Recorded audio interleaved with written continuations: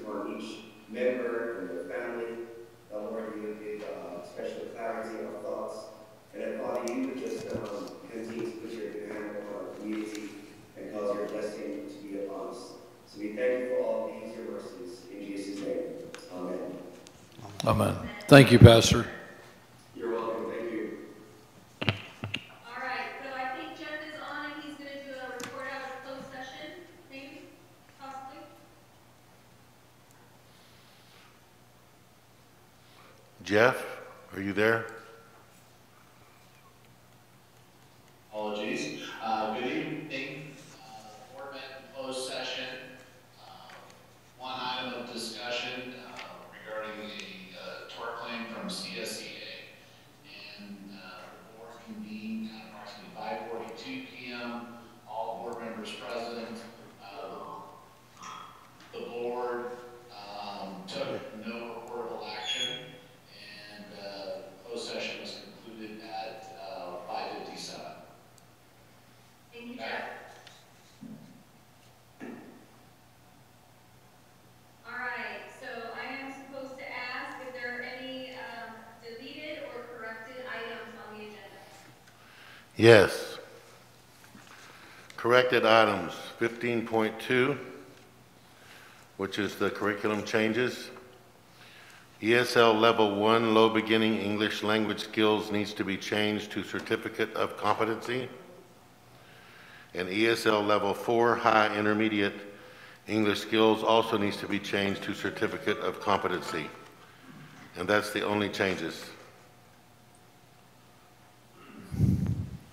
This is part of the interruption. This is probably the point where the board should take up the emergency resolution to appear virtually. Yeah. Since this just came up late in the afternoon yesterday, this probably noticed. The proposed resolution was placed on the board's website last evening after 5 o'clock. We would need a motion to add that emergency resolution onto the agenda. That requires 4 out of 5 votes to put it on the agenda. Assuming that item is placed on the agenda, then the board can discuss and take a regular vote, only requiring 3 votes to adopt the emergency resolution. Can I get a motion? This has to be done tonight. Yes. Yes, it does. Motion. Second. Thank you. So that's a motion by Brady, a second by Henderson. And we're going to do a roll call vote situation tonight in honor of Gabby. So we're just going to have our names called and we'll say our response. You want discussion on this? Do we need to read the resolution or? No, I don't think it's necessary to read the resolution. I can summarize it. And the resolution essentially recognizes the impact of the Omicron variant going on with COVID and the findings necessary for AB 361 to hold this meeting virtually. And the issue to be decided right at this moment is whether to add this item onto the agenda. You can have further discussion on the actual item once it's there, but all that's being done at this moment is adding the item for consideration since it's an emergency and within 24 hours of the meeting. Okay, so So does Mr. Brady, Trustee Brady's motion suffice? Correct. The motion is sufficient because it's to add the emergency resolution onto the agenda. Okay, just making sure. So then Gabby can do a roll call vote and we'll get it on the agenda if that's what the board wishes. So Gabby, the motion is that you're calling the vote on is, do they want to add this resolution to tonight's agenda? They're not approving the resolution yet. They're just voting to add it. Okay. So, Trustee Brady? Here. Yes. Trustee Pinkerton? Yes. Here. Trustee Yes. Henderson? Yes. Trustee Tarpley? Yes. And Trustee Wood? Okay, so now it's added to the agenda. Now, a first and second to Joanne- put it on the Joanne- floor for discussion. Correct, So we need another motion to discuss it. correct. Motion. Second. Sharon Pinkerton, second. Okay, I can't hear very well. Thank you, Sharon. Did you get that, Gabby? It was a motion by Yes, Brady. yes, I got it. One clarification for the board, Jeff. From what I'm reading in this, it looks like we should have this on the regular agenda every single month. We should, and so we bring it back, for the February meeting, just have, That way we don't have to do the emergency, it'll just be on the agenda. And we're always giving ourselves permission to hold a board meeting by Zoom if the COVID situation or merited it. Dr. Walden, I know that City of Victorville just sent an email, I think I saw it within the last hour. There'll be no more public meetings. All their city council meetings will now be done by Zoom. And planning commission meetings will be done by Zoom. Until further notice, they said. So this will just be, if we pass this, it just means that if it's necessary, then we can move it to Zoom next month if necessary. We wouldn't do it otherwise. correct. You can call an audible, and if things improve and want to call in person, you're totally fine. But this gives you that option, and we'll see how February brings. Yeah, that's a good idea.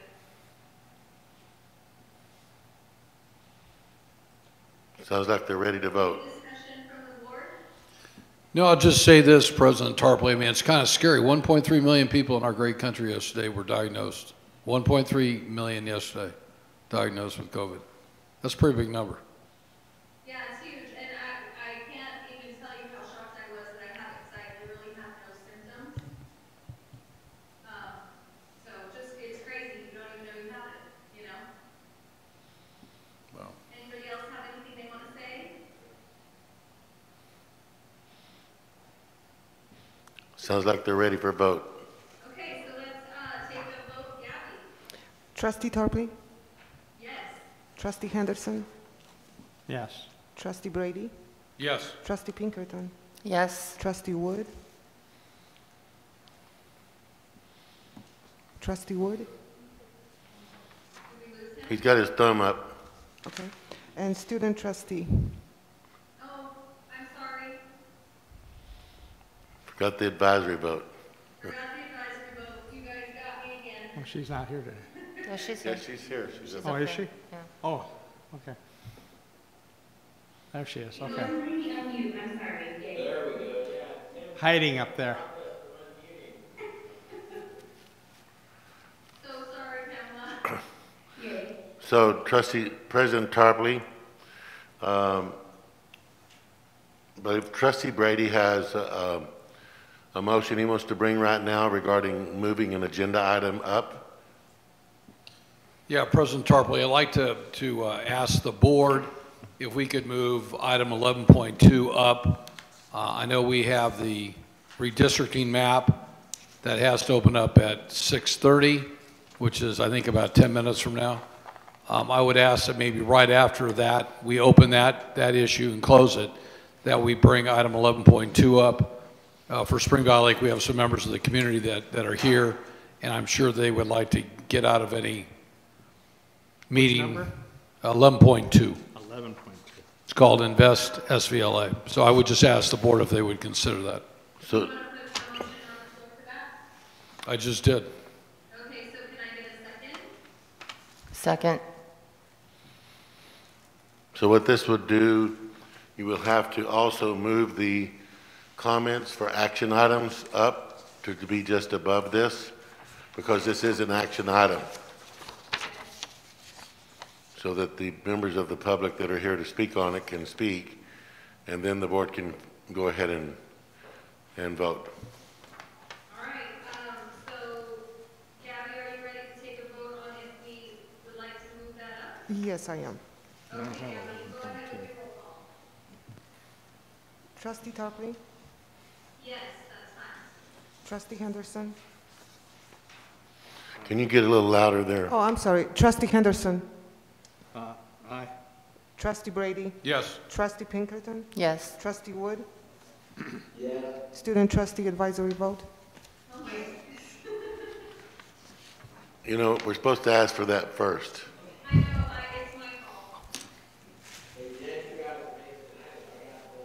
Hey, there's a lot of pressure. I even have a Post-it. It's not helping. We won't tell you you're 0 for 2. It's fine, it's fine. We got a lot going on tonight. Okay. So we're gonna go ahead and move that up to right after the public hearing, is that correct? Correct. Well, Cass, somebody, 'cause now I'm all out of order. I think we're ready. Are we ready for the it's got to be at 6:30? You still need to have public comments related to non-agenda items, so go ahead and call for that. So let's call for public comments for non-agenda items. There are none. There are none. So we have to wait until 6:30 to open the public hearing. Should we take a little technology break? I don't know what else. No, let's don't take we may not get you back. I think we're fine to go ahead and introduce, the item. It's 6:26 on my computer. Yeah. By the time we get to public comment, I think it'll be 6:30. Okay. Thank you, Jeff, for using common sense. You're welcome. Wow, that was kind of rude. All right, fourth public hearing on redistricting process.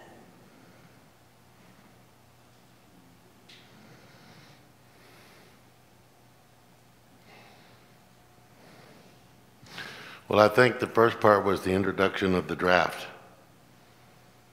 Okay, and so, how do I do that? I think we turn it over to Jeff, and then Okay, I don't know if he has the folks with him tonight or what. Sure. Good evening, trustees and members of the public.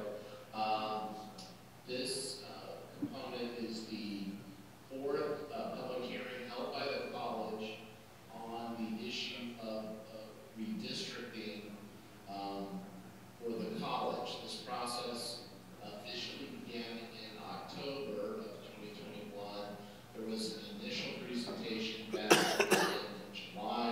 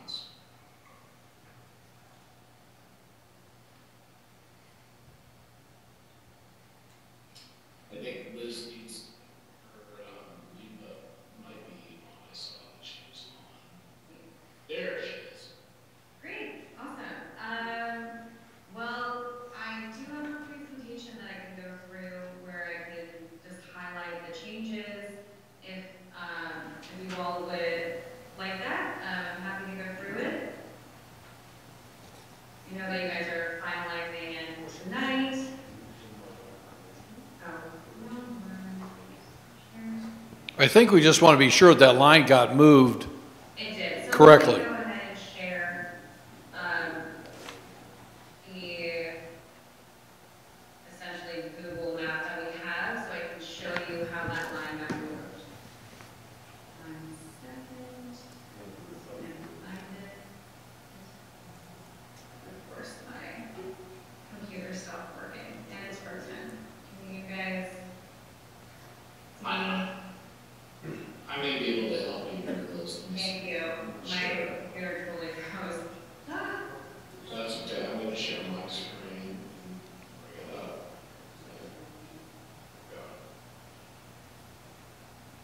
And this is the map that is on the agenda for tonight, as well as posted on the district website. So just tell me what you want to do with this. So go ahead and zoom in. So go to district. Yep, and zoom in. And you'll see that we can go up a little bit. So you'll see that it goes all the way up to, I believe, Gates Road to go up. And that should be the difference of all of that COI as requested. So that is the change to Plan B. Everything else remained the same. The deviation did change from 8.9 to 9.1, but that is still under 10%, so that's fine.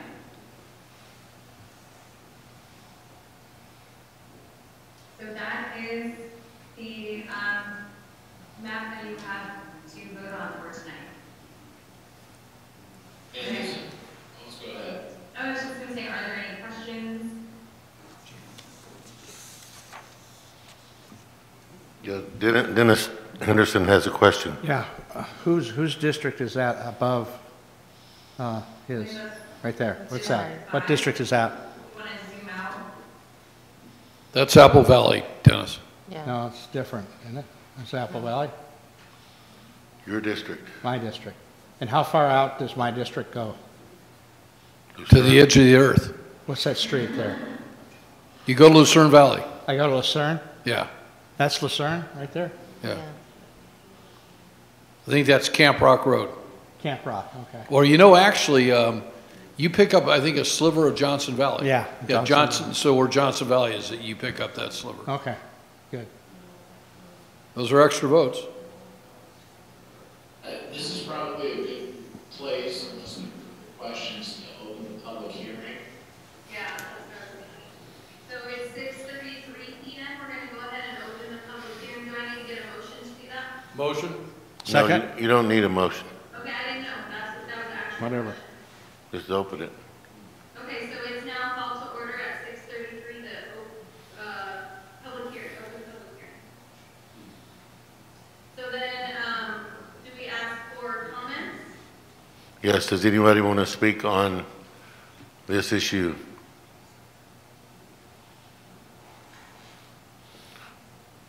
Anybody trying to speak on the Zoom, Tim?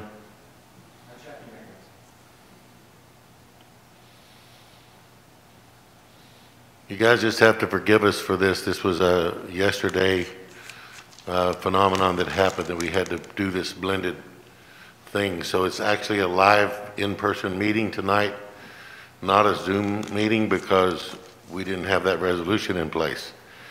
But we could have pivoted to an entirely Zoom meeting if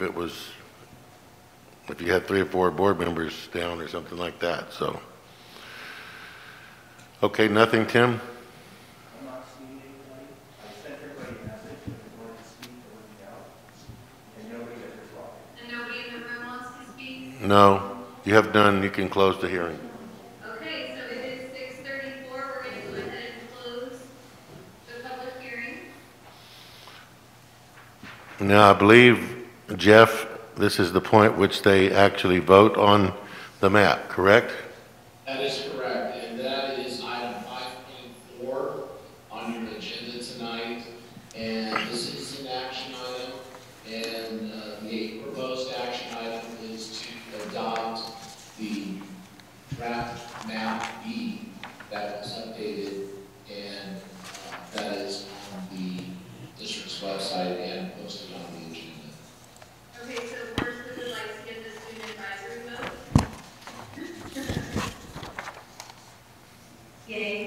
Yay. Thank you. And then Gabby, you can go ahead and do a roll call. Trustee Tarpley. Yay. Trustee Henderson. Yay. Trustee Brady. Yes. Trustee Pinkerton. Yay. Trustee Wood.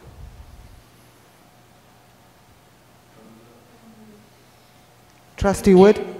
Can you unmute yourself, trustee Wood? You cannot unmute. He has a thumbs, there it is. He put his thumbs up. Yeah, Tim has to unmute me, that's why there's a delay, so just takes a second for him to unmute me at his end.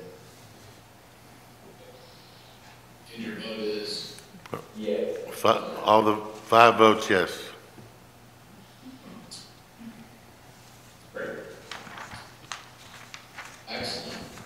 We will bring back for the board's consideration, board resolution at your February meeting, to report, the action taken tonight and final, action by the board, so we get compliance. Okay, thank you so much, Jeff. Great, thank you. Now we are to the item that was moved up earlier, so you'd be asking for public comments on action agenda items.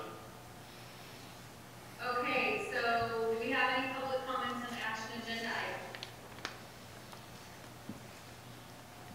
Yes, You we do. do, you have the names, right? I Jennifer. believe there's 3 people here tonight, and 2 have asked to yield their time to David Greiner, and your decision. Let's start with Miranda Missy, if that's okay, Where shall we stand? and then we can finish it up with David Greiner. Okay, so, You know, what they're asking for, President Tarpley, is they want to give their time to David Greiner. Is that correct? All but Miranda was my understanding, unless that's changed. Do what? I'd like to take the time for Miranda and Killian, and Mr. Christie would like to speak first for just 3 minutes. And can you just say that in the mic, so just say that in the mic and she can approve. The president of the board approves this, so. Yes, it'd be our request that I could speak for Miranda and Killian, and that Mr. Christie could speak on his own behalf. He submitted a card too. Oh, okay, all right, so are you okay with starting, or would you like, for whoever else wants to speak to start? We'd prefer Mr. Christie to start if it's okay with you. Okay, yes, that's fine. President Tarpley, Yes, before we have our first speaker, I'd like just Dr. Walden to explain an issue where I have to recuse myself from tonight's vote, but I will be speaking as a resident of Spring Valley Lake, and I'd just like him to go on the record on what we were able to determine here. I went to Dr. Walden and to Mr. Morris a month ago over this issue and said I probably need to recuse myself, but am I able to speak as a resident? And they've made a determination. Dr. Walden, you want to? And then, Yeah. so I'll go in the audience and I will speak after Mr. Greiner. The legal opinion was that Trustee Brady was advised to recuse himself from the vote and the discussion, but he could speak as a member of the public in the open public comment. So that's what he's doing. okay.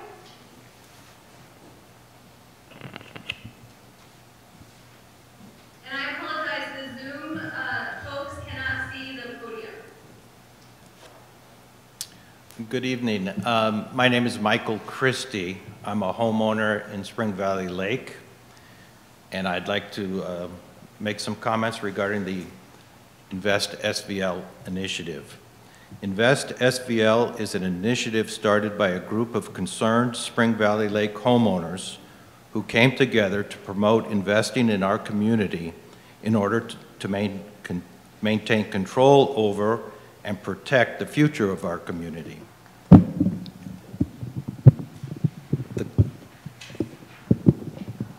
The community of Spring Valley Lake was designed to be a high-end community with its housing built around 2 major features, a lake and a golf course. From the beginning, the golf course has been owned and operated by a private company. Now, the owners of the golf course have put it up for sale. Fortunately, the owners of the golf course understand it is an integral part of Spring Valley Lake community. The owners understand their responsibility to see that this incredible asset remains under the control of the Homeowners Association and continues to be maintained as the first-class golf course that it has always been. Accordingly, the current owners have given the Spring Valley Lake Homeowners Association first rights to purchase the property. The Spring Valley Lake homeowners are now presented with making a choice: to cast a vote yes to acquire the golf course, or to cast a no vote and not acquire the golf course.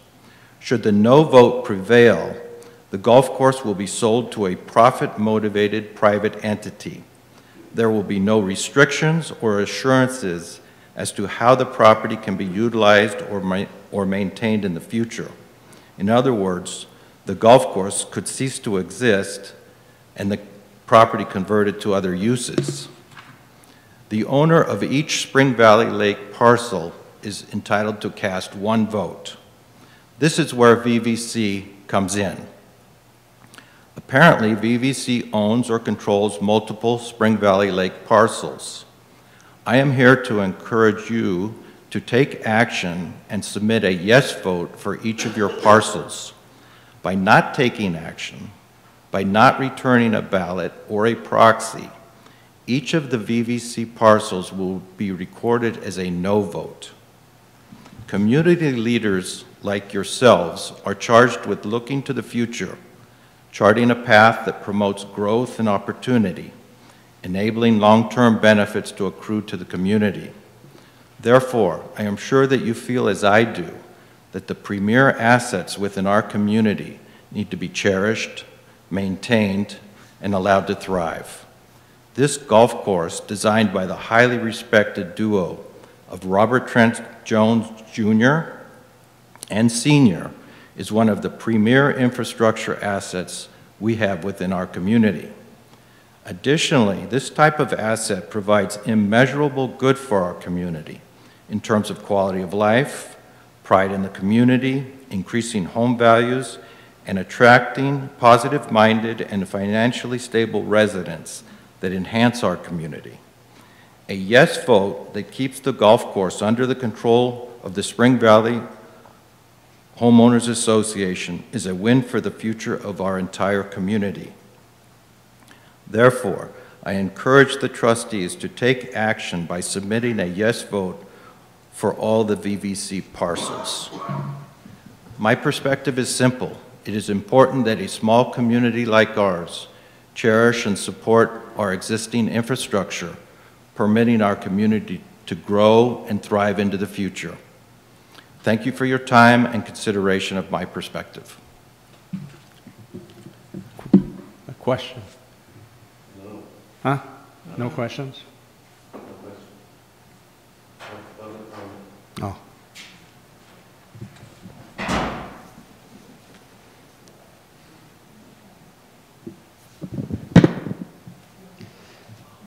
Chairperson Tarpley, trustees, Dr. Walden, thanks for allowing us to come and speak to you tonight about a very important vote. Probably should call you neighbors because you have 19 parcels and I only have one. What we're faced with, and I was told in your packets you received the, yes you did, okay. You received the Invest SVL package. We've spent about a year looking at the realities surrounding the fact that Club Corp was going to divest of our golf course. And more importantly than just a golf course, it was divesting of our green space. And maybe more importantly than that, it's divesting of the way we handle water that comes from this campus into our lake. And possibly more important than that, our property values. So the Spring Valley Lake Association Board, which I'm not a member, I'm just a homeowner, just a member of the association, carefully considered the ramifications of this golf course being sold to an outsider. Now you might think, what's the big deal? Well, here's the history.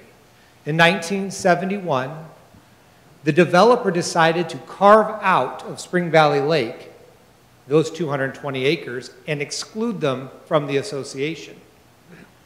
We do not collect dues there. We cannot police them. We have no say in what happens. Those acres also own 977 acre-feet of water. So they're completely self-sufficient. Combine those two things together, and I think it becomes obvious that fallen into the wrong hands, we could have some dire consequences. In a study that was considered by our board, it was shown that home values fall between 15 and 30% if a golf course is shuttered or is repurposed in their community. For us, at the current median home value, that means we would lose $60,000 a piece on the low end. Another struggle we have in our founding documents is that we need a 2/3 vote to borrow money of more than $10,000. Yes, in 1971, that probably sounded fine, especially when the developer owned all the lots. But now, we're looking at purchasing this golf course for $2 million. As a member of the association, that's important to you, because you want to make sure the money goes to good use.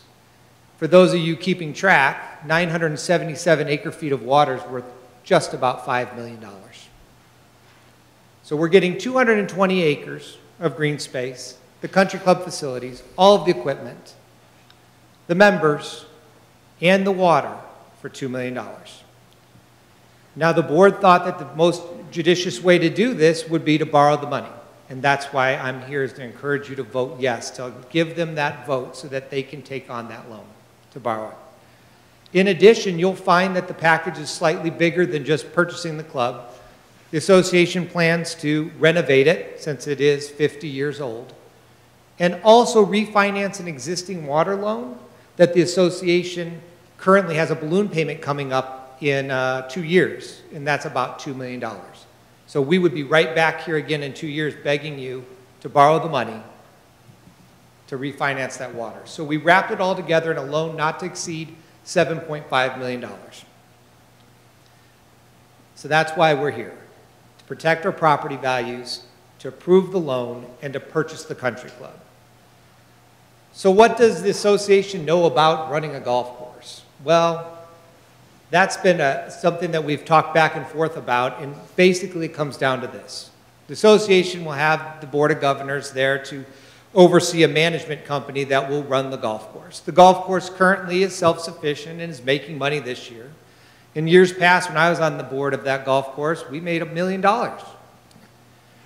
It's a very viable asset, but it's an asset that's been neglected over the last 5 years when Apollo, which is a global hedge fund, bought Club Court and decided to essentially arbitrage its assets.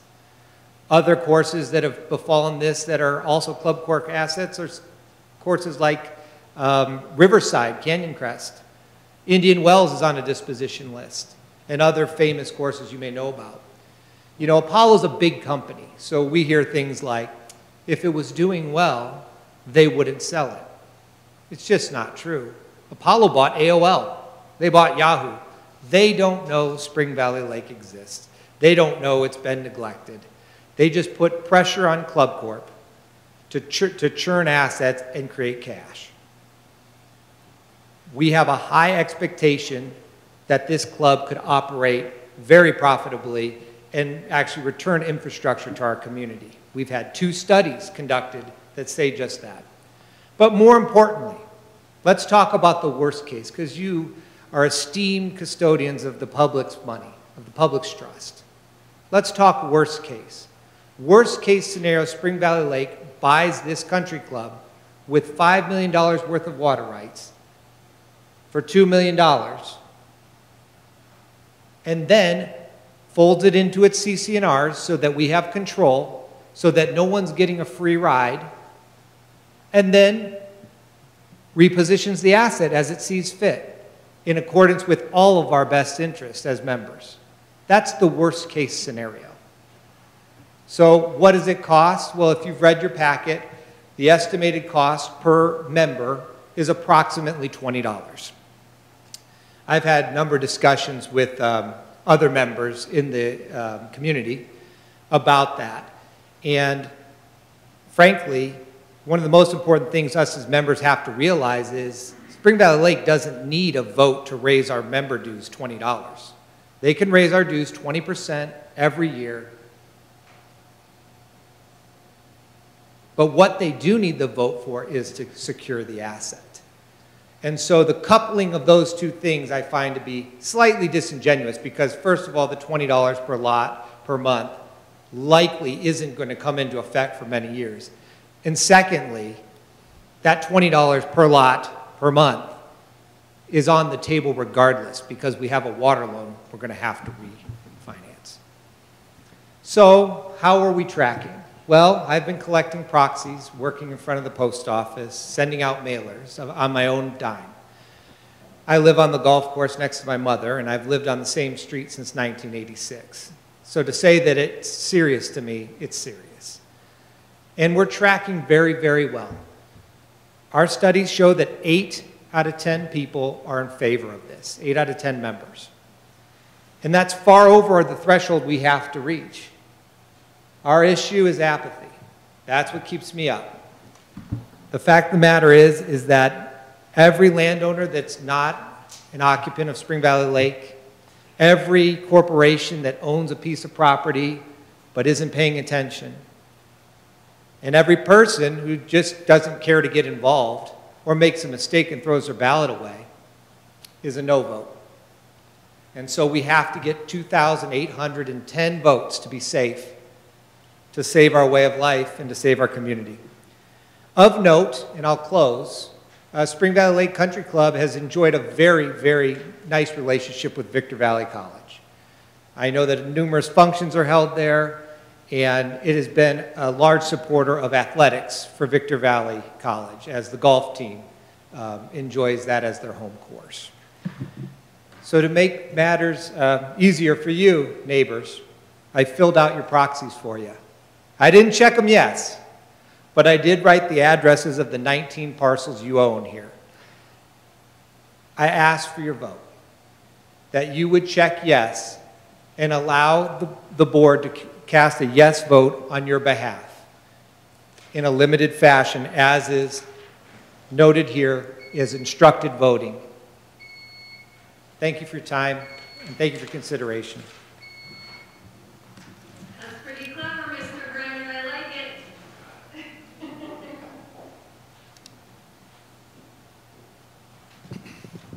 President Tarpley, that's a hard act to follow. Right? So for the record, my name's Joseph Brady. I'm proud to be a trustee, but I'm here as a resident of Spring Valley Lake. My home address is 12895 Rain Shadow Road, and I have a rental next door if I'm not a good boy, and that's at 12885 Rain Shadow Road. First thing I want to say to Mr. Christie, thank you for coming tonight. David Greiner, we just recently lost a volunteer, an incredible volunteer out in Barstow by the name of Tim Hayden. You remind me so much of him with, I can say to this board, I mean, David, your family's got a great name. You've always been a leader. You come from a family of leaders. I can tell this board he has spent countless and countless hours doing exactly what he said, President Tarpley. I mean, he had those proxies ready to go. Why? Because this is a turning point. You know, I'm not going to go over what David or Mr. Christie have said. They both had great comments. Spring Valley Lake is not only a community asset, I consider it to be a regional asset. Every golf course up here has lost money. Many of them have thought about closing. This is the only private country club of its kind between Ontario and Las Vegas. It's a gathering point. I mean, I moved from Santa Barbara on Friday, May 13th. 1988 at 2:45 in the afternoon I arrived, and at 9 o'clock in the morning I was down joining what was a very vibrant country club and one where we made a lot of great friends. As David said, and he was nice about it, Apollo has run it in the ground. Apollo is a hedge fund that can take a nickel and squeeze it 25 times, and after they squeeze it 25 times, they squeeze it again. So not a dime's been put back in that club in over 15 years.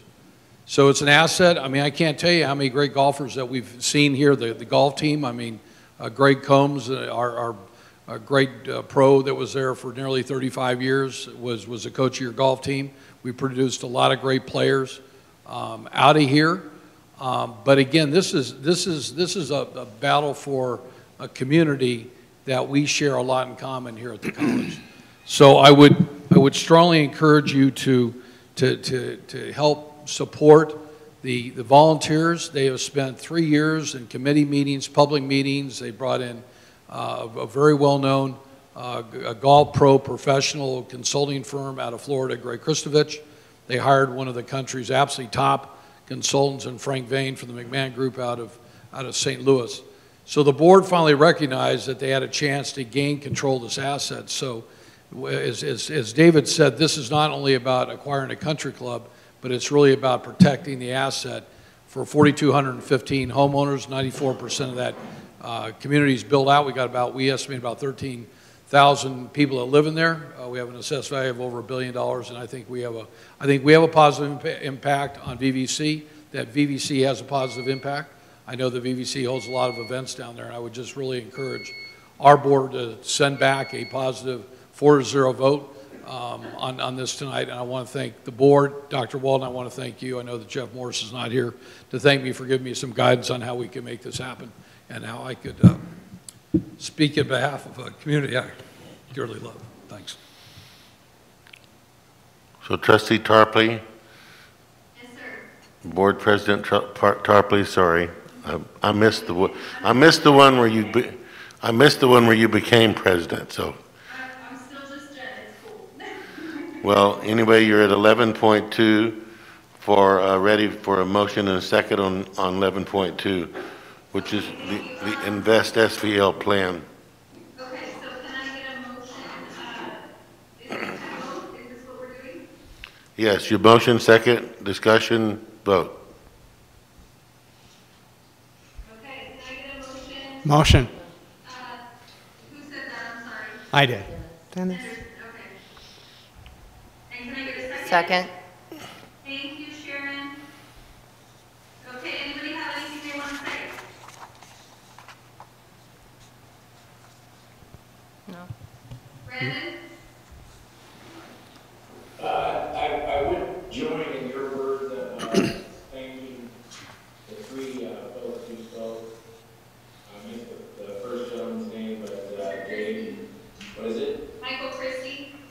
Mike, okay, Mike, Dave, and Joe, thank you for kind of hemming that in from all sides. But between the three of you, kind of covered the entire topic from all sides. I appreciate that. Thanks. Sharon, did you have anything you want to add? No, I don't think so. Okay, Mr. Henderson? Sounds like a good deal. Okay. And so, at this time, Joe is not returning to the dais to vote, is that correct? Correct. Okay, can I get the student advisory vote? Thank God for my post-it. Yay. All right, and then Gabby, take it away for the roll call. Trustee Tarpley. Yay. Trustee Henderson. Yay. Trustee Brady. Oh, I'm so sorry. Trustee Pinkerton. Yay. And Trustee Wood. Yay. So 4-0. Okay, 4-0 vote. I just wanted to say that I'm familiar with another golf course that was on the river that was owned by Laughlin, and they gave it to a guy who said he was going to develop it even better, and the next thing you knew, it was closed and gone. Oh, man. It was gone forever, and that was the end of that. Okay, so I do have to tell you, I think I was remiss and I skipped over getting a motion and a second for item 5.4, which was the approval of the MAP Plan B.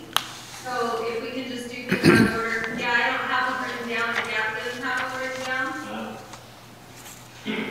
So I apologize for that. It's really hard to do this via Zoom.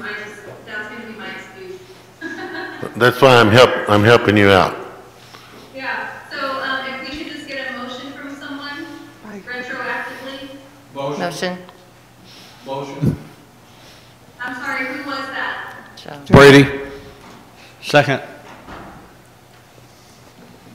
Okay, so that was a motion by Brady and a second by, I Me. didn't hear it. Dennis. By Dennis. Dennis, okay. Are you good, Gabby? Does that work? Yes, I am. Thank you. Okay, thank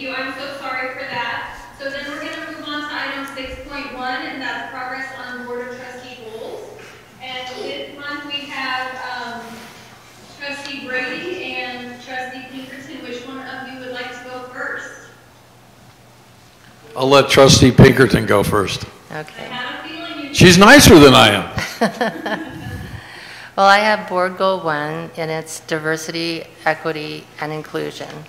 The Multicultural Center will be open this spring, and that is close to my heart. I'm so happy to hear that. This will provide a home for our diverse student and staff body to celebrate and understand each other better. Also, I wanted to mention about counseling, who at the high schools, they deal with diversity, equity, and inclusion every day. So as I understand, we will next week have 9 of the schools will have each on-site counselor. Is that correct? Have that right? Yes. Okay. Yes.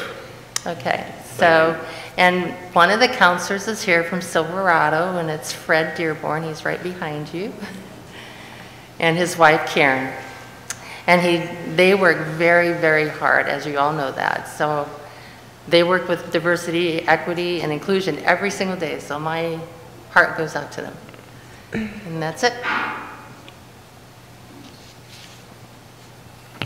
First, I want to acknowledge Fred and Karen. You both bring a lot to the table. You bring a lot to students. You bring a lot into changing people's lives. So I personally want to compliment you. I don't know about the person you're hanging with, though. You know, we do judge you by who you sit with, so I'd be careful. So I somewhat have the, what I call the most fun goal. I don't have it here to read, but it's community involvement. And as you know, back in October, I proposed that this is kind of between COVID, that we would have a monthly lunch with Dr. Walden with different segments of the industry out there, from aerospace to media to real estate to general contractors. So we could, one, do a better job in explaining who VVC is, what a great team that we have here, and what our goals are. You know, explaining, contract ed, with companies like General Atomics, et cetera. And then also to get people's feedback on what they want to see. 2 months ago, we had the media luncheon here. We had a lot of fun. Tyler Bush is just a secret weapon, and we had a great time. This month, on the 19th, we have the real estate community with Latrice L.J. Johnson, who's also a student who has gone here, who works on our staff. We put together a list of roughly 20 leaders on the residential side of real estate and 20 leaders on the commercial side of real estate. Put together a spreadsheet. We have sent out personal one-by-one invitations to them through our office, and I have called about 70% of them so far. It looks like so far we have about 20 people that will be attending. I believe that by the time that we're done, we'll be up to about 25. So I'm excited about the prospects. Next month's February, hopefully if COVID doesn't get any worse, I'm going to suggest that we kind of split and bring in the property managers up here. I think they're going to become an incredibly big part of the economy as we start to grow quick and we can't produce enough housing. I think it's going to be really important that we have people out there in the property management business that are explaining to their tenants what a great opportunity we have to get some of their students to come here. So I'm excited about next week, and looking forward to having another great lunch with Tyler, our secret weapon. Yeah, I really appreciate this effort on the part of Trustee Brady. He really reaches these people. I wouldn't be able to get them all here. I don't have the relationship with them. He does. He works really hard on it, and it's just really great. And like, we will have our real estate faculty, our vice president of instruction, the dean will be at this the luncheon next week, along with myself, of course, where we can hear from them how their ideas on how we can work together, but more particularly, how do we help meet the workforce need in the real estate market up here, and what do they have to say to our instructors and all of that. And there'll be questions back and forth. It'll be a great thing. And so I look forward to the different, I don't know if we'll be able to pull this off every single month, but several times during the year when we can make this happen, how many more people that we will have connected with the leadership of this college, with the community. So I think that's just fantastic. Dr. Walton, if I could say one thing to the trustees and to really your senior leadership here. As I talk to people, especially those in real estate, no differently than some of the people in the media, they're almost shocked to get an invitation to come here. And it's like you say to them, it's a free lunch, but it's a lunch for you to better understand who we are, and it's a better understanding, it allows us to have a better understanding of you are. And I think where it's kind of odd is that it's never been done, I think, anywhere on up here before. I think that most industries understand we see some incredible growth come in front of us. I do hope that we can do it monthly. I will tell you this, I think that over the course of the next couple of years, you do 10 of these a year, and you have really connected with the heart and soul of industry out here, and nobody can say they don't know about VVC.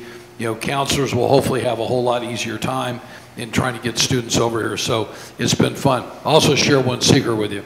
If you're trying to get hold of people and you got to make a lot of phone calls, text people at 6 o'clock in the morning, just say, are you up? And you'd be surprised how many people say, yeah, what's up? And I call them right from the treadmill. And I'll just say, if I sound like I'm out of breath, I'm not. I'm calling you on the treadmill because I don't have time to call you during the day. You'd be surprised how many people are up early in the morning. It's really been kind of fun. So I've learned something. Great, thank you. So we're going to move on to the superintendent president's report. All right.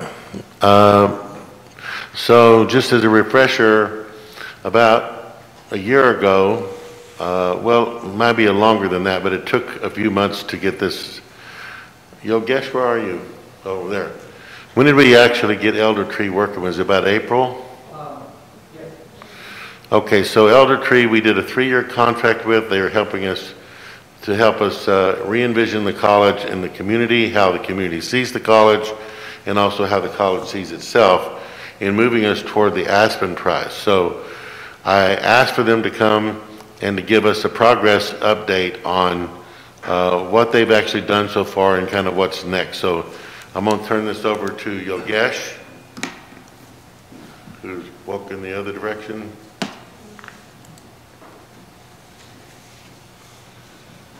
So are they here or are you presenting for them? They're here, okay.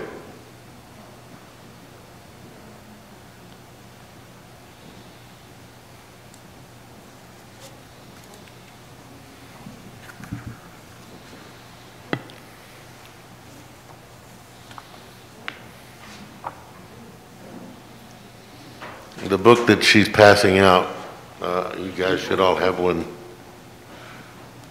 They'll explain that tonight.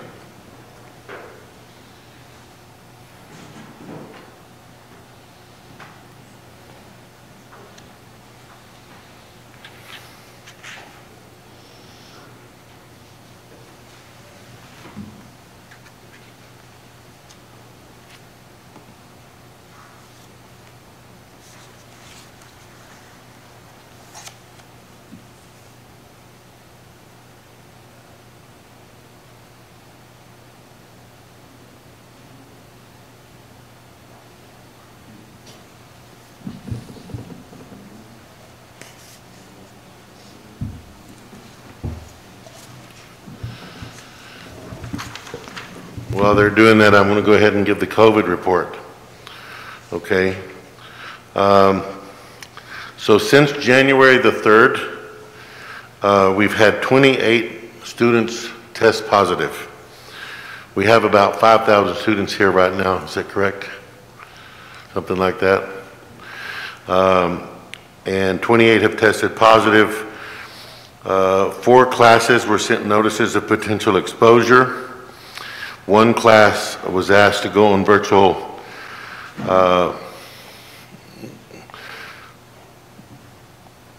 what do we call it? It's called, yeah, remote instruction due to possible transmission in the class. And so they're not meeting this week in person, they're meeting remotely. So far that's the only class we've had to actually quarantine. And I was one of those blessed people. I got here back on my trip from Texas on Tuesday after Christmas, and the next day tested positive, and I finished my 10-day quarantine last Friday. So I understand it and I empathize. All right, we ready, Yogesh? Okay. So I'd like to introduce Jared from Elder Tree. He's been our program manager who's been helping us with this project. And Gerald will do a quick presentation on the progress that we made with Elder Tree. So my name is Jerry Gleason. I'm actually the CTO here at Elder Tree. I'm also on the call with me and have Catherine, who is our operations manager.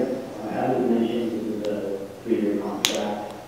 So to give an update, they have what we've done roughly and what they must do in the first year, and then briefly talk about what the years 2 and 3 are like. So I'm not sure if you're going to this slide. I think comments are in it. So I will move forward. All right, so the foundation of the work that we do, a lot of background information collecting to make sure that we understand, figure out college from the perspective of the student. And so we use that information sort of in a progressive approach to build information up that we then can use to help us target different student groups for the information that we look at to increase enrollment, retention, new student enrollment, and also learning awareness in those student groups. So the two things that we completely will talk a little bit in depth with here is the Wanderer Survey and the Persona booklet. We'll talk more about the booklet. I believe that that's what was handed out to you there for those of you in the meeting room. And then the two things that we have for year 1 and year 2. So next slide. So the first thing that we do is this Wanderer Survey, and the idea is for us to try to understand reasons why students have stopped attending Victor Valley College. So this is a survey that we sent out, I believe it was done via email because of the COVID. Normally we also conduct this in Recording person. in progress. But we sent this out during email. If you want to go to the next slide there, we'll show a little bit more about what this looks like. So this was sent to students who had attended in the past and no longer are attending, and we try to ask them why they stopped. What are the reasons why? And so this was an email survey that was sent out to recent students we got a list of.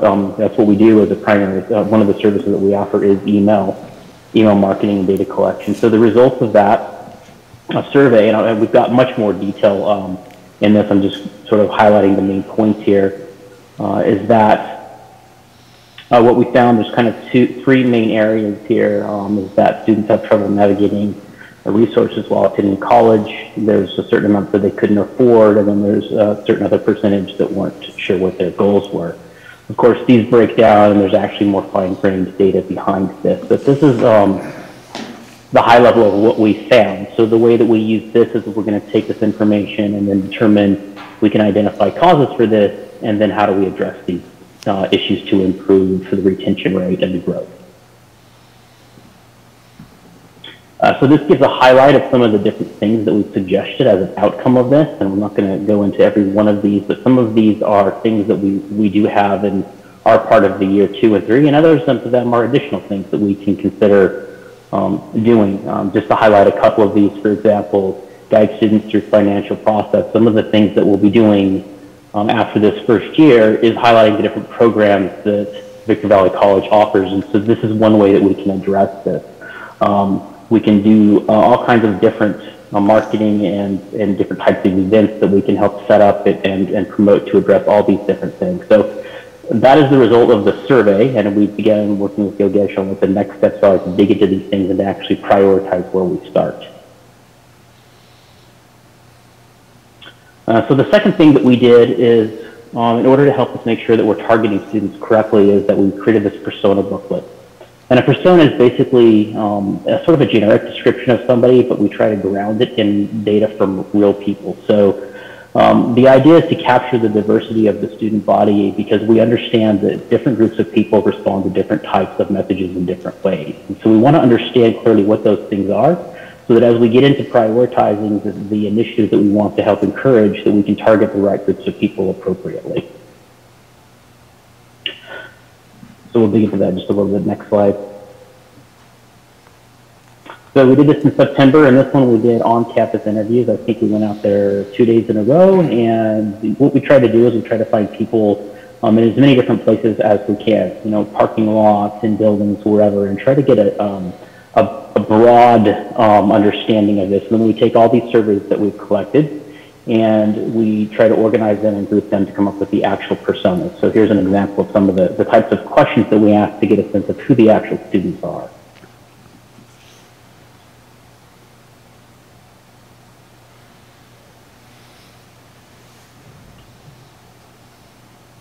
So as you can see in the booklet, we wound up with 8 of these, and we sort of give them names.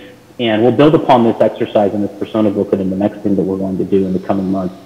And we'll seek to better understand for these personas that we've generally described as the undecided, the high achiever, the comeback kid, and so forth, as you can see here. How do we understand what their path is, what their journey is as a student, and how they connect and how they relate to Victor Valley?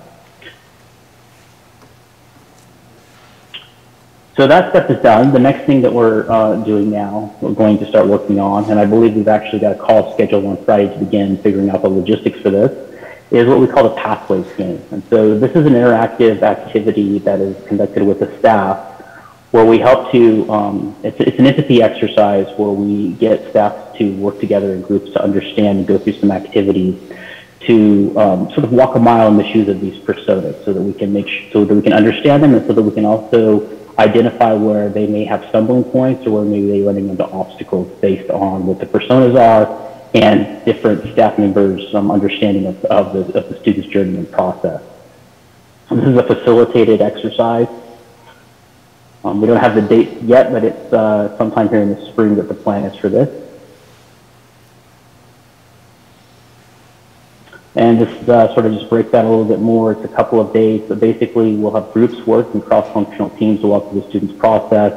Like I said, figure out what exactly those things are. And again, this sort of ties in with what the results for the Wanderer survey are. And if we find similarities between what the Wanderer survey indicates problem areas are that we need to address, and this here, then we can prioritize those things because we believe they have a greater impact on a larger number of people.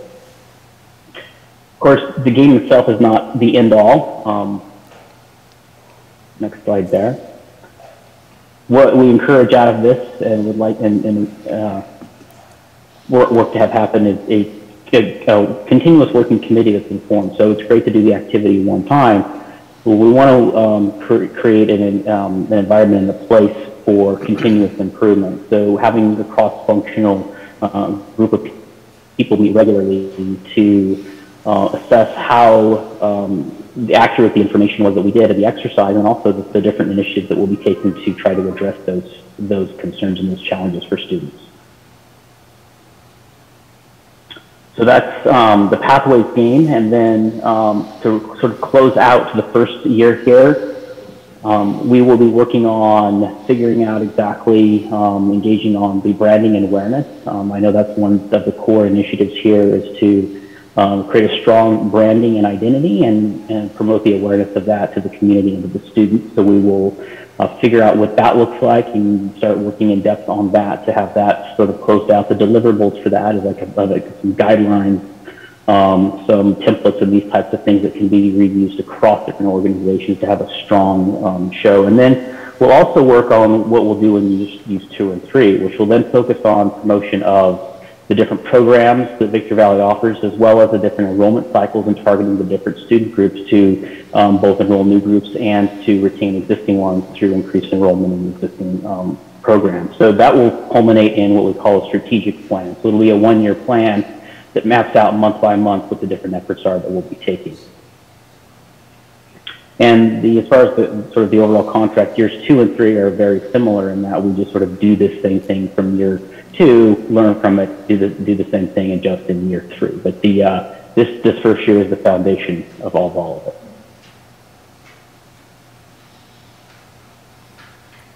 And I think that's all the slides.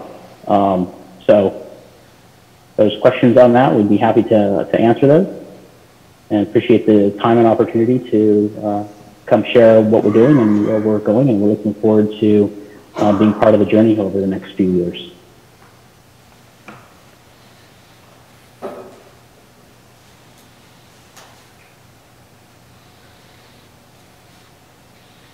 Board have any questions or thoughts? Impressions? Any ideas about how many students are going to take part in this? And are we going to increase enrollment? Well, that is the goal, and that is why we believe that we are here. So we've been successful in doing that in other places and other community colleges that we work with, is the increasing of enrollment and retention of existing students. So we're confident in our ability to do that in years 2 or 3. We haven't gotten into the details of what that looks like. There's different ways we can do it. I'm not certain by what the involvement will be and what other specific thing you were thinking of there. You mean the Pathways game or something specific? I just say congrats. I mean, you can't pull off one of these without a plan. Yes, right. So that's the strategic plan. You know, you can't shoot from the hip. You know, your second item where you say finalizing Victor Valley's strategic plan. First, you have to have a strategic plan in order to pull this thing off. Yes. Perhaps the word finalize there is looking forward to what the end result is. But that is, that is what we will be engaging with Yogesh and team on over the next few months for the first year of your May to get that plan clearly laid out. So the beginning of the following full school year, we have that understood. And then you can make whatever change you have to. Yeah, and when we say, finalize, a plan is never final in terms of sort of a marketing plan. We're going to line that out and have an understanding, but if we need to adjust based on new information, or maybe there's some program that comes up that we feel is important or some other initiative comes along, of course it's going to be flexible and adjustable. But the idea is to have a sense of what exactly we want to be doing over the course of a year versus, like you say, just shoot from the hip and wing it. We don't want to do that. You know, what we're doing here, the retailers are doing all the time to figure out how to get us in the store, and the restaurant industry is doing it to figure out how we, buy that extra piece of chicken. And I mean, it's all based on data now. It's just absolutely amazing what you see out there. Yeah, exactly. And through the email nudging services specifically, we can collect a lot of data, but there's more than that we can do. We're a full service agency, so that includes everything from billboards to bus benches to radio advertising to social media stuff. So it's really a matter of thinking about what the initiative is, who the target audiences are, what the goals are, and then tailoring the media selections to match that. Well, I would say this, because of the area that we cover, we cover just a tad over 2,000 square miles. And you talk to people and they say, do you get the daily press? No, I don't get the daily press anymore. Do you read, do you listen to the radio? No, I don't listen to the radio. Where do you get it? So it's actually kind of amazing. There's such a cross-section of media out here that you have to hit them all in order to get them. It's a big, wide net. Yeah, that's right. For any specific initiative, it's likely going to be a combination of things that we will have to do, for sure. Okay. Anyone else? Thank you for the time. No, just glad you brought it back up. All right. Thank you, Jared, and your team. And absolutely. I was just really impressed with this whole student journey thing you put together with the persona, and really excited on building on that. And I like what you said, the planning is never finished. You write a plan and then you're still always in flux. I think Dwight Eisenhower said something in World War II like, plans are useless, but planning is absolutely essential. So you always be planning and being flexible and making it work. And I've worked with Elder Tree before, and where I found them so valuable to the colleges when this kind of stuff gets nailed down, their ability to help you target the places where you're weak and to do geofencing with students to actually move the needle in metrics. That is just such an impressive thing that I watched them do and really made a difference for our college. So thank you. All right. I believe ASB, were we going to do goals tonight? Well, yeah, I can do a little bit of an update on our goals.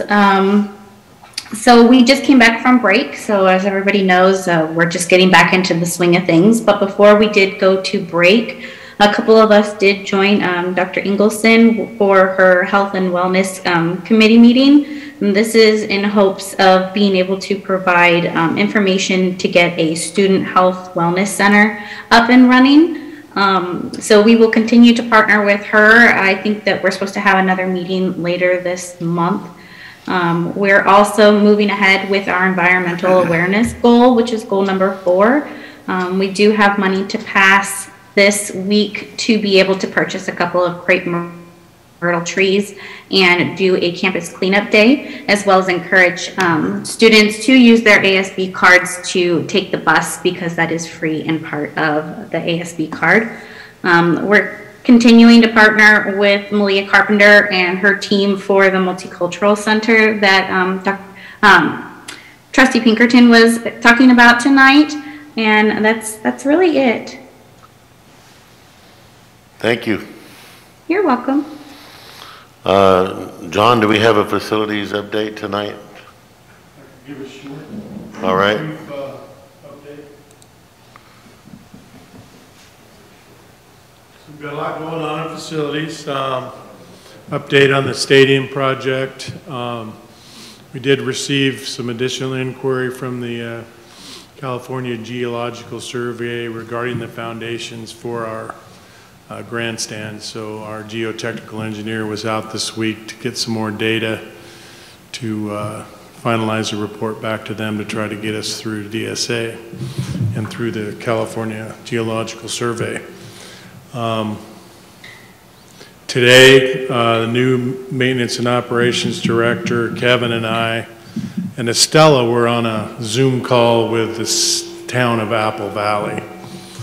They have a bridge widening project here on Bear Valley that they're basically putting us on notice that they're finally getting some movement on, and we'll be moving towards talking to them about right away in the next few months to get their project moving. So they'll start with acquisition of right away and moving some utilities. So when we're supposed to get some drawings, I'll bring them back to the board and you can look and see what the project entails. It's been going on a while. They think that the funding is potentially a good funding market for them, so they're moving forward with the project.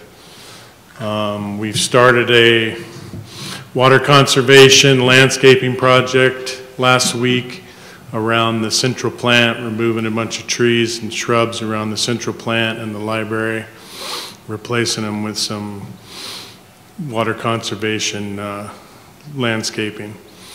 We've got the project down below is going. I won't say it's going all that great, but it's going. We're running into a few surprises, undocumented utilities and other things that we've ran into. Building 55 should be ready for occupancy by the staff across the campus by late February. So they're doing finishes now. Maybe if we're all still on campus in the February meeting, the board can walk through that facility before the final move starts. We've got a lot of projects that we're looking at getting started. The pickleball courts, a project that Dr. Walden and I have talked about, the frontage of our face basically on Bear Valley, hiring an architect to come up with some kind of improvement on the face of the college there on Bear Valley. We've got a lot of painting. We did some painting and carpet over the break in some of the instructional facilities. So we've got a lot of projects that we're teeing up. So it's going to be really busy in the facilities area. And just having been on with the government relations webinar this morning, looking at the governor's budget, it looks like that Victor Valley College may be blessed this next year with another $8 million in capital outlay. So we could use all we've got some pretty tired facilities around. I would say this, Dr. Walden, and, you know, I beat this to death. I know John's tired of hearing it, but, you know, that's great news, because I think that, you know, if you have facilities that are up to date, they feel clean, they smell clean, you know, they just look good. They've got that Disneyland look. I think our students like it. You know, I just think it produces a great outcome. I will tell you, John, that I really appreciate, because I know we met months ago, and, you know, I'm always kind of critical about how we look to the public out there.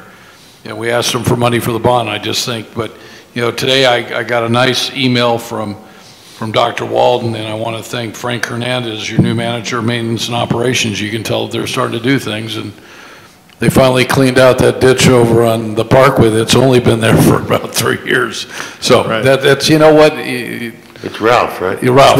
Ralph Hernandez. So when you see Ralph, if you're watching, it's like a beef I've had every time I drive down that street. But thank God it finally got done. And John, thank you. I know that there's probably a couple times you haven't been overly happy with this trustee, but I think we all have the same intentions. Yeah, and we're right there with you, Dr. Walden and myself. And thanks for hiring the right people. You're welcome. And I will tell you, you remember when we did that drive-through and you said, well, when are you going to have these people in place? And he said, end of the year. Well, he made it. The Christmas break, just as we were leaving, he was able to call and make the job offer, so that was really cool. So we have a brand new facilities director. We have a day shift and a night shift supervisor, and so now we just got to get some backfill on some of our custodians and grounds people and get them, so the new leaders will get to build their crews. So that's great. That's great. Yeah, we're moving in the right direction. Thank you. You're welcome. Kirsten Acosta, are you there? Unmute yourself. Show yourself. Foundation report. Yep. There you are. Okay, now you can hear me? Yeah. Perfect. Well, Happy New Year, everyone. Dr. Walden and Board of Trustees and Student Trustee Glendinning, wish you all the best for the new year. So we had a couple grants that I'd like to share with you that came in. At the end, we had a really nice surprise between our Christmas break. Right before we went on Christmas break, Flagstar notified us that they were giving us $15,000, and it is for Project Humanity. Project Humanity was a grant that we wrote to support 50 at-risk, and that's 50, at-risk students with a special focus on low-income veterans and homeless and current, former, and foster youth. So there's some additional money there to help those for the year. And then our first day back on campus, Finish Line grant, as you know, that is the Finish Line grant is the grant that encourages and helps students get over the finish line, you know, encourage them to finish in 2 years and just provide assistance. And that's $150,000, 120 of which goes to scholarship and 30,000 of which goes to emergency funding. So all really good news that we walked into. And then this week, our scholarship drive opened. We are going to the various high schools.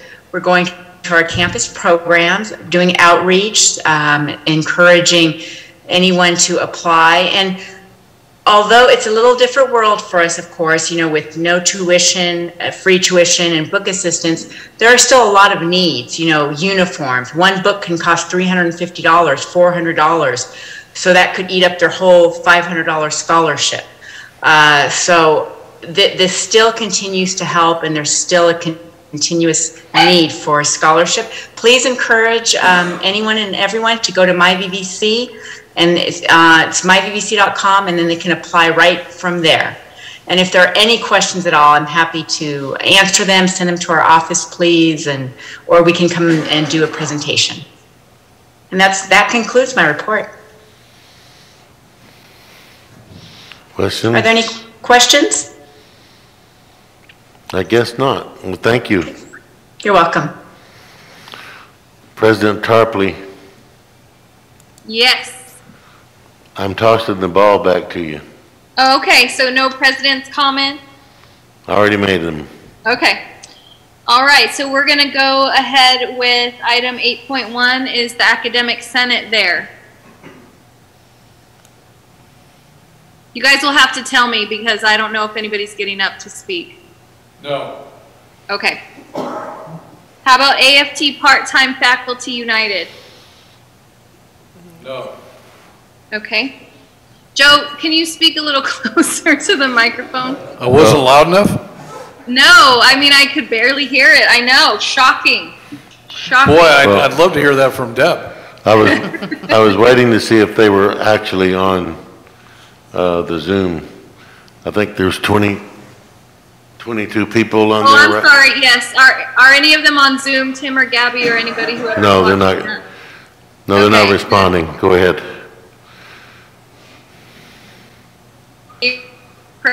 Or are we doing a report out again? That's up to you, Pamela, whatever you want to do. Was that all, Pam? Oh, sorry. The only thing that I can report on is ASB is already started on getting some activities together for the spring semester. Hopefully, if things take a turn for the better and we have spring semester, we're looking at putting on a club rush event so we can encourage students to come out and look at the different clubs that we have on campus.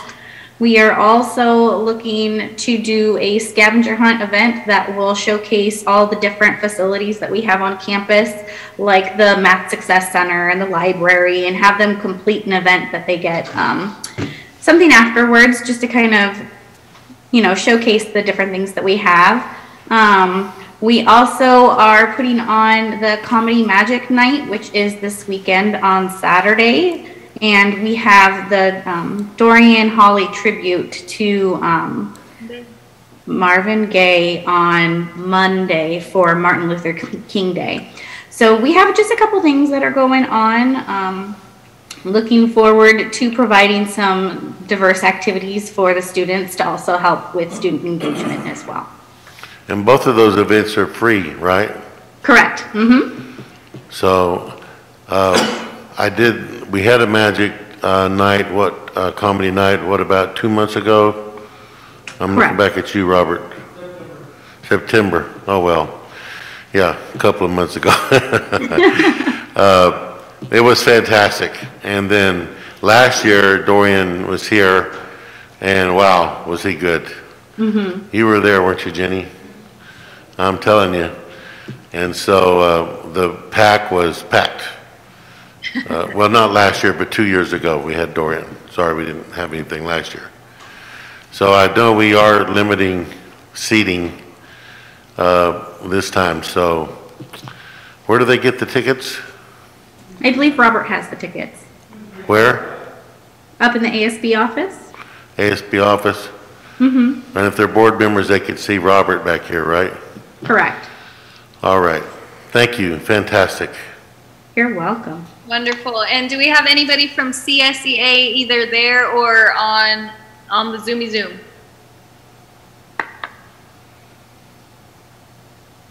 I think they are on Zoom. No? Not here. Okay.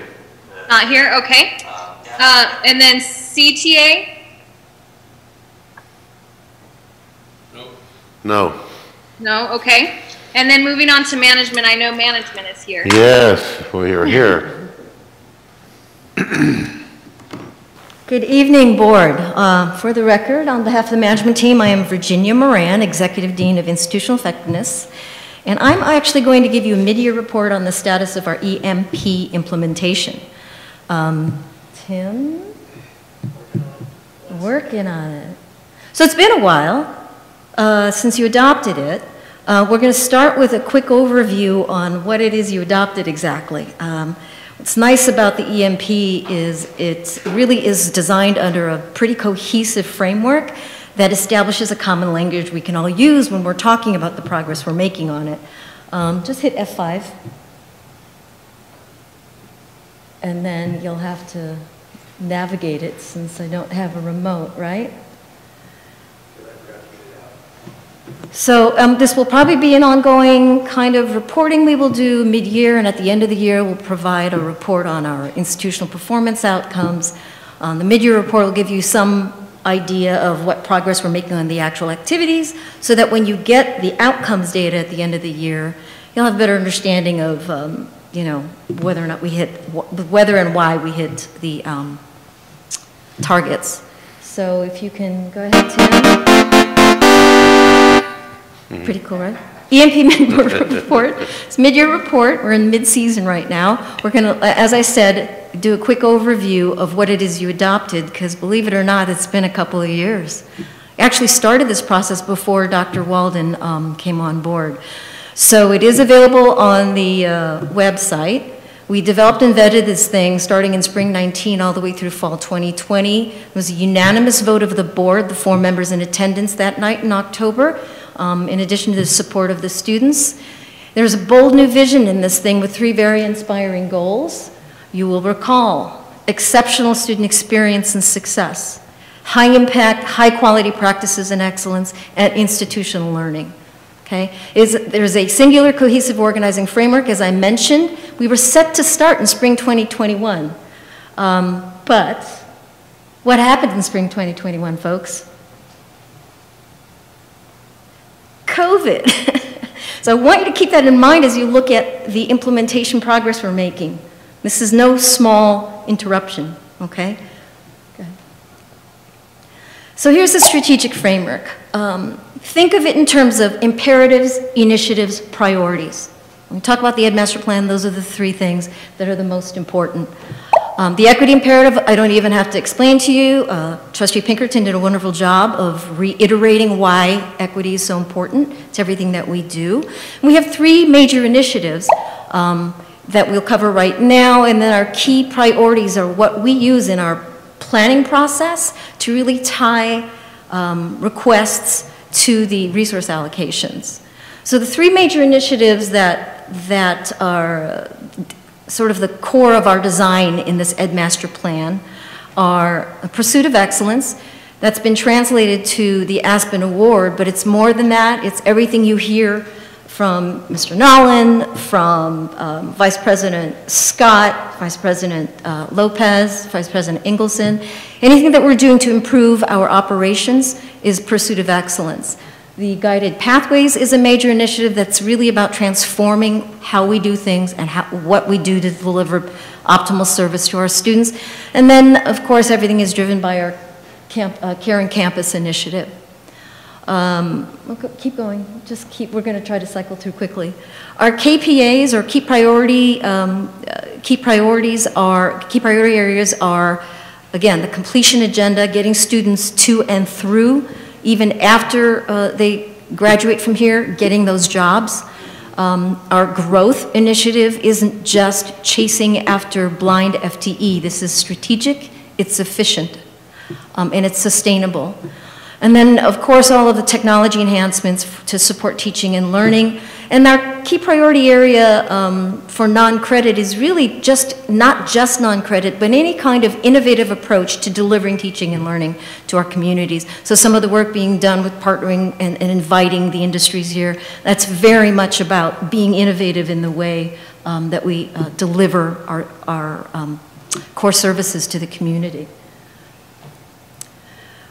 Okay, so the plan, the framework is really organized around 3 phases over the next 5 to 6 years, 24 months or so for each phase. Dr. Walden has assembled a group of 19 managers, administrators, in his president's leadership team to create accountability, a network of accountability for these blueprints. You will recall there are quite a few categories, 41 blueprint categories that encompass over 400 strategies and actions. So that's a big elephant to consume, right, in 6 years? But how do you consume an elephant? It's possible, isn't it? Everybody knows what's the punchline. 1 bite at a time. And so what's nice about this framework, being organized around these 3 phases, is it really gives us a way to begin to focus our efforts. The first phase really front-loaded a lot of the activities. It's the first 2 years of the plan. But again, you will recall, we were set to start in spring 2021. What happened? Our COVID response, right? So let's report on what we're doing so far and where we are on the progress of phase 1. You'll notice in terms of the composition of phase 1, something like 89% are strictly our key priority areas and infrastructure improvements. I think Yogesh reported on quite a few of those a few months ago here.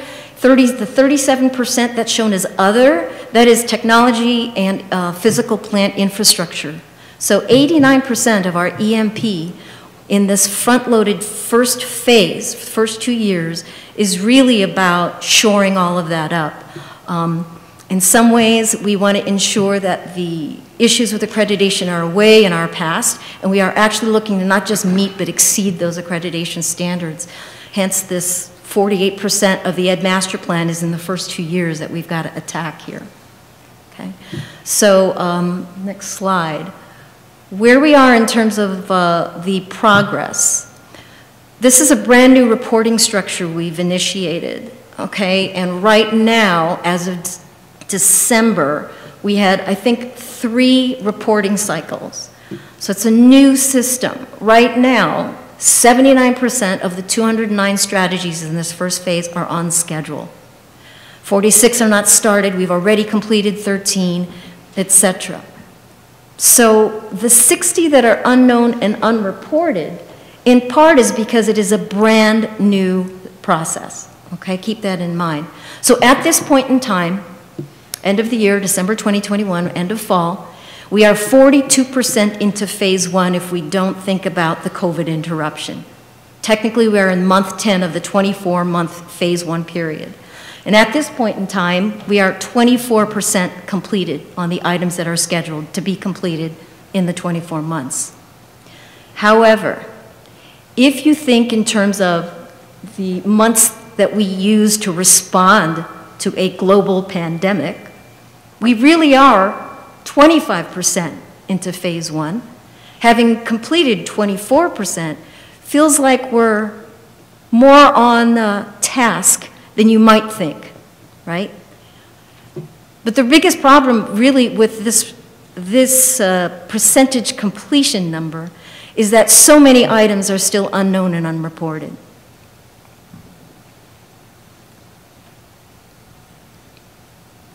So here are your takeaways for your very first Ed Master Plan Phase 1 mid-year report.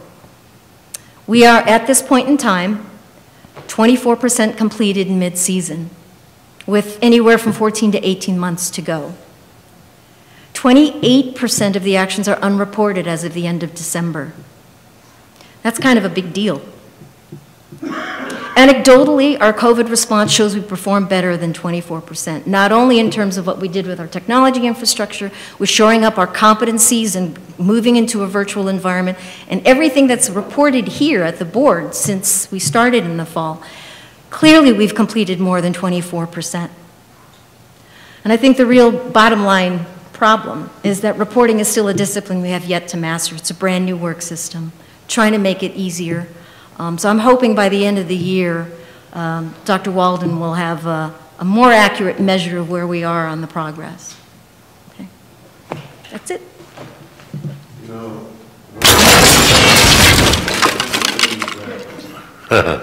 Great sound That was effect. pretty good. One of the things that we determined when the COVID first hit in March of 20. We were in the middle of writing this thing, right? And it got approved at the end of 2000, fall of 20. And then we were going to implement in the spring, like she said. Is we just said, you know what? We're not going to stop Aspen. We're not going to stop EMP. We're not going to stop serving our students. And while we pivoted for COVID, and adjusted and went away and came back, we just kept the Aspen Congress going. We kept working on this educational master plan, and we just kept moving forward. So I just have to compliment this college, the staff, the faculty, the administrators, everyone here at the college has just, well, I wouldn't say everyone, but the percentage that was really needed to make a difference really stepped up and made this happen. And I'm glad that, and one of the reasons I'm saying this is I know colleges all over this state, because I talked to their presidents, they haven't gotten anything done except COVID. They've just dealt with COVID and nothing but COVID. But we decided we weren't going to do that. We were not going to waste a good crisis. We were going to actually take advantage of it, and we even got busier because we were on Zoom all day, every day, and we couldn't see each other in person, but we were working. And so I'm just really proud of you. I thank the board, because the board embraced this educational master plan, and when you did your goals this last summer, you said, you know, what we really want to hear about at the board meetings is, what have you done on the educational master plan?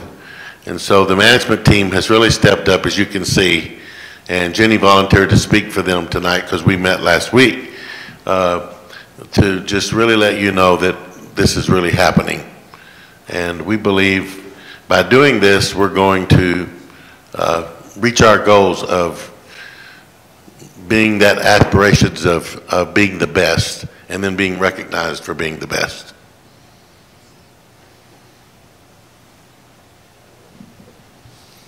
That was more President's comments. No, they're great comments. I think we all agree.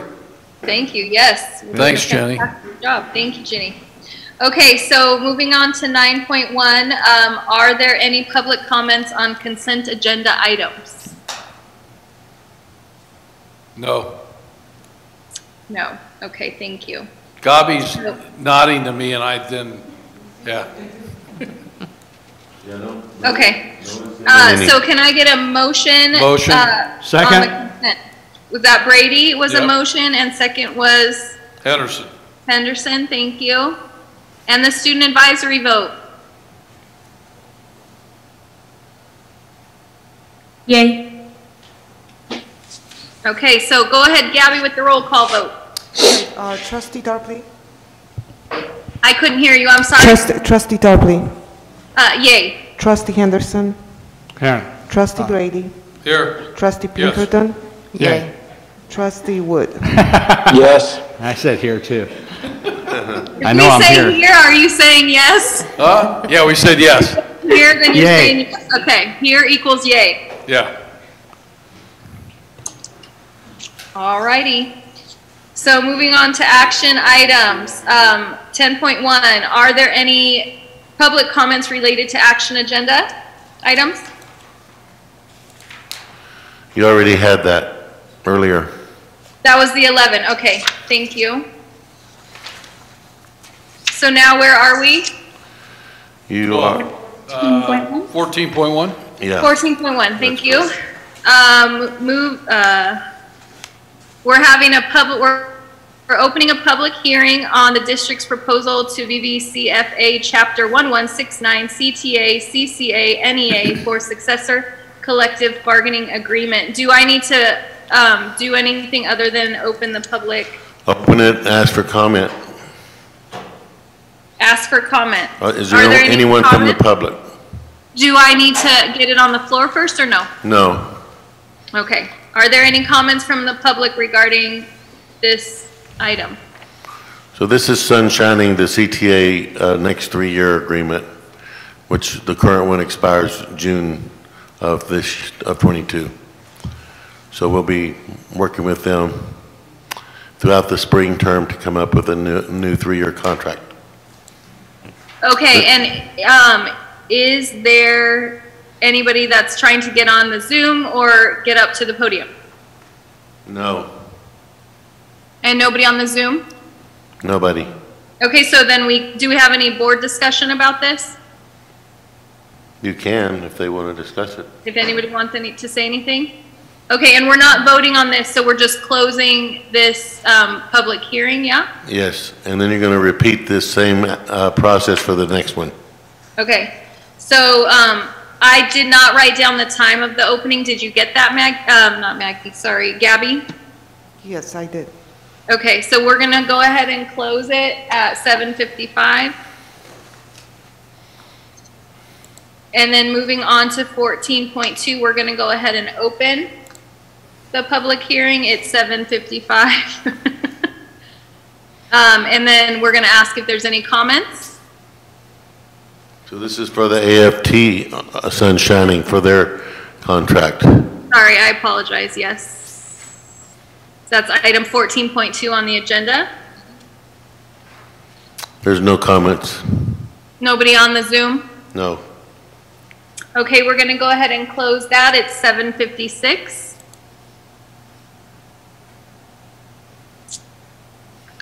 And then moving on to item 14.3. That's non-classified short-term employees. Can I get a motion? Motion. Second. Student advisory? Yay. So that was a motion by Brady, a second by Henderson, and then a roll call vote. Trustee Tarpley? Trustee Tarpley? Yay. Trustee Henderson? Yay. Oh, sorry. Trustee left? Brady? Yay. Trustee Pinkerton? Yay. And Trustee Wood? Yay. Okay. And then we have item 14.4, revision to job description for project manager special grants contracts. Can I get a motion? Motion. Second. So this one and the next one are related, but that it has to do with, they are related, right? 14.4 and 14.5. Yes. Yeah, okay, so this is to, what we've really had in our Veterans Affairs area is a need to reorganize so that, because we're really running a program down there, so we need a program director. So it's taking one of the employees under the reorg laws of the state that we were able to do and promoting her as to be the program manager for the Veterans Affairs. Gina has a passion. Gina's last name is? Tanisco. I went down there when I first came to Victor Valley and was so impressed, walked around, talked to her, and Esteban that works with her, he's fantastic as well.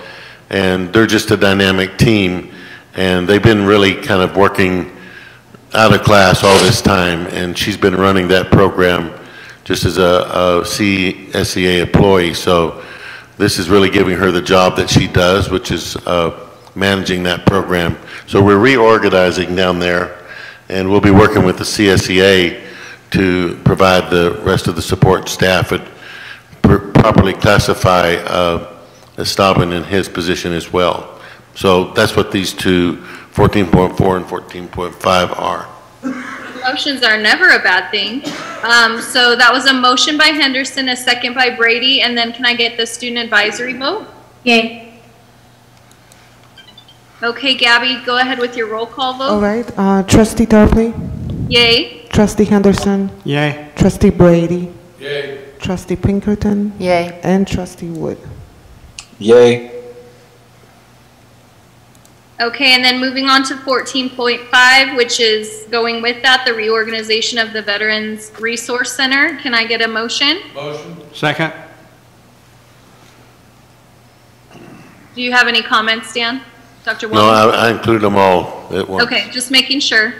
And then that was a motion by Brady, a second by Henderson. Can I get the student advisory vote? Yay. Yay! They do a lot of work down there, and so this is great to be able to recognize them and give them that money that they deserve, that they put in all that hard work. Personally, like, I went down there when I first started because my husband's a veteran, and you know, they told me if your husband paid the price and was a veteran, that I was able to use the resource center as a spouse. So they do a lot of great work down there. So this is good. Yeah. So go ahead with your roll call vote. Gabby, did you get the motion in the second Yes, and all? yes, I did. Thank you. All right, Trustee Tarpley, Yay. Trustee Henderson, Yay. Trustee Brady, Yay. Trustee Pinkerton, Yay. and Trustee Wood. A very enthusiastic yes.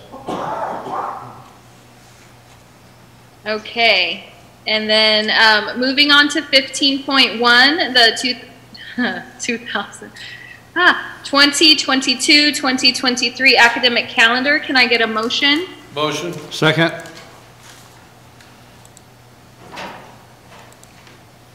All right, and that's a motion by Brady, a second by Henderson. Correct me if I'm wrong, because I'm hearing it from a distance. And then can I get the student advisory vote? Yay. All right, go ahead, Gabby. Trustee Tarpley, Yay. Trustee Henderson, Yay. Trustee Brady, Yay. Trustee Pinkerton, Yay. and Trustee Wood. Yay. Okay, moving on to 15.2 curriculum changes. These were the corrected items on the agenda that Dr. Walden listed, the ESL changes. Can I get a motion? Do I need to get a motion with the changes? Motion. Yeah, just motion with the changes, yes. Okay, so motion with the changes, Gabby, and now motion by Henderson. Can I get a second? Anyone? Bueller? Okay, I'll second. You froze up for a minute. Oh, I did? Okay, can I get a second? Did anybody second? Second. Thank you, Sharon. And that was a motion by Henderson, a second by Sharon Pinkerton. And can I get the student advisory vote? Yay. Okay, Gabby, go ahead with your roll call. Did you get the motion and the second? And that was a motion with the changes? Yes. Okay. All right, Trustee Tarpley, Yay. Trustee Henderson, Yay. Trustee Brady, Yo. Trustee Pinkerton, Yay. and Trustee Wood. Yay. Wonderful. Okay, and we're going to move on. If I'm mistaken, please correct me. We're going to go on to the individual trustees' reports. Is that correct? That's correct. Wow-wee. Okay, so let's go ahead and start with Trustee Brady. Well, first thing, President Tarpley and fellow trustee Brandon, I hope you both feel better. Thank you. We miss you here tonight. Second thing, President Tarpley, you did a great job in running a meeting from afar, and I'm going to get home by my bedtime. Three, we are obviously living in strange times again. I mean, a year ago, somebody said that we'd see COVID forever, and I thought, you know, I never thought we'd see COVID more than 30 days, but now we're, well, 2 years into this whole thing. Speaking of losses, the high desert, I think the educational community lost a huge player, friend of all of ours, Tim Hayden, a couple weeks ago. For those that don't know who Tim was formerly employed by the Barstow Police Department. He was a longtime trustee, leader, educational advocate, one of Dr. Eva Bagg's best friends at Barstow Community College. Tim was one of those guys that you know, you need a Tim in every town, and unfortunately not every town has a Tim, but Tim and his 500 volunteers every year were sure that every child in Barstow had a Christmas gift. I was honored to be able to go out to his memorial. I had a very impressive memorial at Barstow Community College of Performing Arts. I was there with my sixth brother, John Pinkerton. When we left, and I don't know, John, if you saw it, I got in the procession that went from the college down to the police station, and I know Barstow pretty well because I'm developing out there. You know, I've never been in a mile-long procession where you could see everybody in front of you on all lights, and they closed off every off-ramp at every street. If you were on I-15 that night and you were trying to get off on Barstow Road for gas, you probably waited 25 minutes. So I just want to say that, you know, we lost a great leader. I've been working with Dr. Dan behind the scenes to try to get a resolution prepared. I'm working with Barstow Community College and Paul Wilkie, who's their current president, and Dr. Bagg. If you see Dr. Bagg, you know, put your arm around her. She lost a great friend. Her and Tim were very close friends. She's very clear about it, very proud of it. And we just lost, I think, somebody great in leadership here. So hopefully by next month, we'll be able to get something back and be able to do a resolution. So with that, I hope our trustees come back soon, and I'm sorry that you're sick, and for everybody else that's sick, I'm sorry. This is a tough time. Thank you, Joe. Go ahead, Ms. Trustee Henderson. Yeah, the other day I went to the nurses' graduation. They all got pinned, and it was inspiring as usual. They always do a good job. We have one of the best nursing programs in the country, and a lot of good people come out of that program, and they continue to. And I was impressed. Again, every time I go there, I'm impressed. And it was good. Anyway, you guys have a great St. Patrick's Day coming up. Well, no, that's next month. 2 months. 2 months away. 2 months away. Sorry. Have a good Valentine's Day.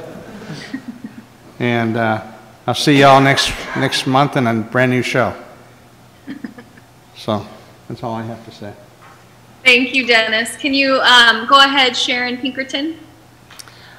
John and I, we attended the nurses pinning and the paramedic graduation. And yes, I was very inspired, and it was touched me deeply every time I go there, especially when they give their oath, the nurses, their oath. I don't know if you all know, but I promise to care for the sick with all the skill and understanding I possess, without regard to race, creed, color, politics, or social status. That is really something. They don't care. They have to deal with everybody, and that's really something. And also with the paramedics, the keynote speaker said with the paramedics, they're the hands and feet of God himself for those in peril. And that's it. That's beautiful. Thank you. Go ahead, Trustee Wood. All right. I think everybody knows all well and good that I absolutely hate the Zoom. So I'll just say, Joe, thank you for the well wishes, but it's unneeded. I'm actually 100% fine. Everybody here at this end is 100% fine. I just didn't want to accidentally drag anything into the room with all of y'all. So that's why I ended up on Zoom, just to not be coming in there and bringing anything with me. So, but I appreciate the well wishes, and that's it for me. We'll see everybody next month. Actually, on Thursday. Thursday. Yeah, back on the Zoom. Or next month, either way. All right, and yes, Joe, thank you so much for your well wishes. I am also doing fine. I had very little mild symptoms on Saturday, and I'm completely fine now. But thank you. I do wish anybody that has this a speedy recovery, and just everybody stay safe out there. Thank you so much for your time. Have a great night. And can I get a motion to adjourn? Second. We'll see the board Thursday. 3rd, 4th, 5th. And we adjourned at 8:09, Gabby. Wow.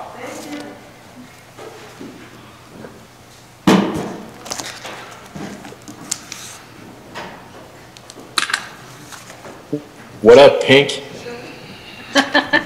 She just stood up in front of the camera. I saw him. Yeah. I have your check over Have a here. good night, you guys. If you can just Have a good sign night. it right over here, that would be great. Bye.